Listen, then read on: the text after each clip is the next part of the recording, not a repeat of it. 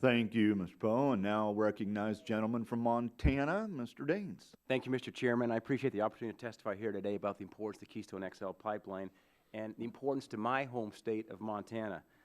As a lone representative from the state of Montana, I was just elected last year. Prior to coming to Congress, I spent 28 years in the private sector. I have a degree in chemical engineering and worked in business for 28 years and was elected last fall. I've seen a lot of things in Washington that shock me since I've been elected. But the fact that we are sitting here 5 years after an approval process was initiated for the construction of this pipeline is astounding. This is a prime example of everything that's wrong with Washington. It took Canada 7 months through the leadership of their government to get it approved. President Obama and the Washington bureaucrats have taken 5 years, and we don't have an answer. If we did that in the business world, we'd be out of business. I'm here today to tell you that the Montanans are tired of the gridlock and ready for this pipeline to be approved. I would love to see some of my colleagues from the states that are thousands of miles away from Montana and North Dakota to come out and spend some time with the families that are dependent for their economic futures here on this pipeline. The President's inaction and the bureaucratic delays have created uncertainty about whether or not my state will get to reap the benefits of this pipeline. And let me tell you, the benefits are plentiful in Montana. Over the past few years, small towns in the eastern part of Montana have been revitalized due to the exploration and production of oil in the Bakken.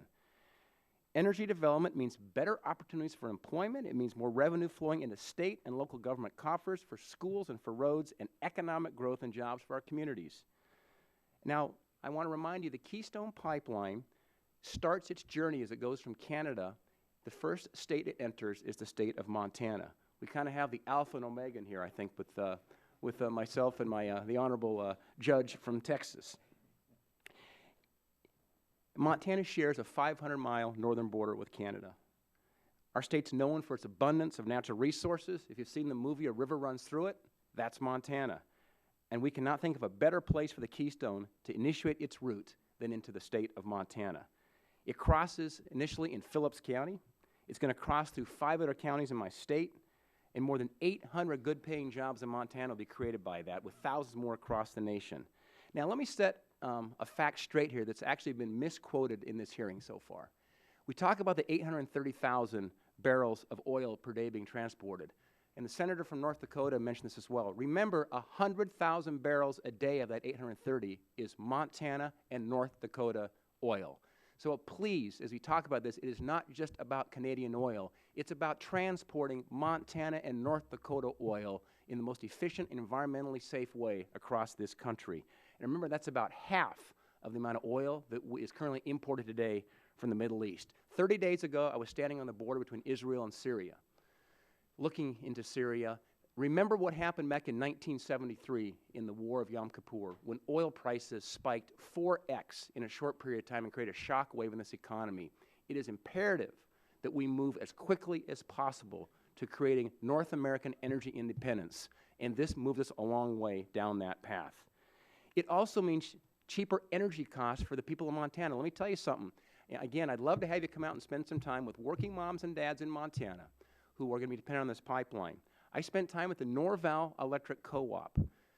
They supply electricity for thousands of Montanans. They told me that if the Keystone Pipeline is approved, that their utility rates will be held constant for the next 10 years because of the additional load. They're going to supply electricity to a pump station in the Keystone Pipeline.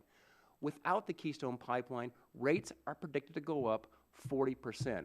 That is right on the backs of hard-working Montana families, many where moms and dads are having to try to work every day to make ends meet. In fact, it amounts to $480 per year additional expense for these families out there. I tell you what, they're working hard, living month to month.